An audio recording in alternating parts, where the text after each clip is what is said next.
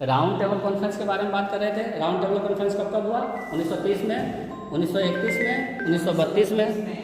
1930, 1931, 1932।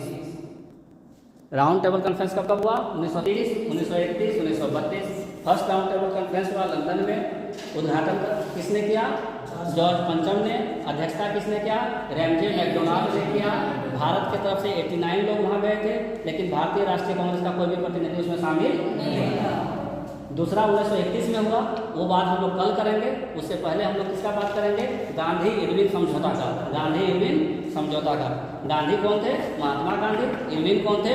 Lord Irwin, जो उसमें viceroy थे हमारे भारत के। कई तारीख को ये समझौता हुआ था? 5 मार्च 1931 को। और इस समझौता को कराने में 3 लोगों का महत्वपूर्ण योगदान था। तेज बहादुर सप्रू, M.R. जयकर और श्रीनिवास शास्त्री। फिर से बोलो। तेज बहादुर सप्रू, M.R. जयकर, श्रीनिवास शास्त्री। इन तीनों के बहुत प्रयास करने के बाद गांधी जी तैयार हुए इरविन के साथ बैठने के लिए।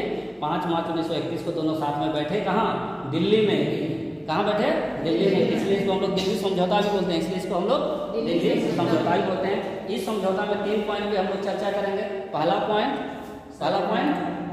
सविनय अवज्ञा जो आंदोलन चल रहा था उसको स्थगित कर दिया गया।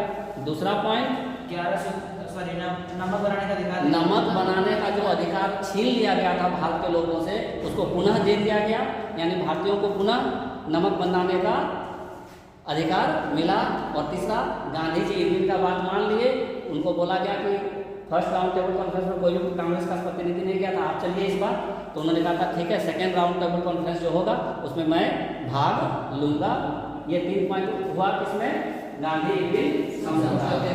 उसके बाद जब ये समझौता हो गया तो सरोजिनी नायडू क्या कहती हैं कि गांधी जी और इरविन जी जो हैं 2 महात्मा हैं। 2 क्या हैं? महात्मा हैं। तो गांधी और इरविन को 2 महात्मा किसने कहा था? सरोजिनी नायडू ने कहा था। कल हम लोग सेकेंड राउंड टेबल कॉन्फ्रेंस और थर्ड राउंड टेबल कॉन्फ्रेंस पढ़ेंगे और साथ ही आगे का भी चर्चा करेंगे। Thank you so much.